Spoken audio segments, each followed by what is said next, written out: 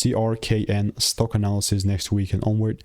Is it a buy or not? Watch this 1-minute video till the end to find out. So Crown Electronics, proper bearish market, 8.58% off for Friday.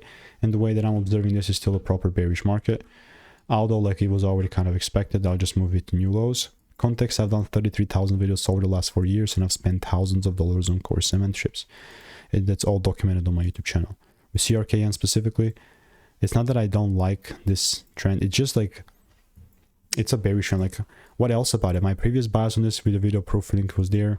Here, you know, I was just expecting my rules to be met, but it just kind of kept going down.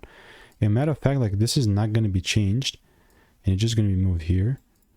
The supply area is still there, but like it doesn't even have to hit the supply area in order for me to pull an opportunity. And I don't even think my rules are going to be met. So this is just for my bias on CRKN. It's a bearish market. If you ask me about, yeah, Mr. Sicko, when are you going to be bullish? And I'll have to answer if we start breaking yet above 30 cents or something. But for right now, it's not. So if you want to make more money trading in a simple and lean way, click the first link in the description. It's a free newsletter.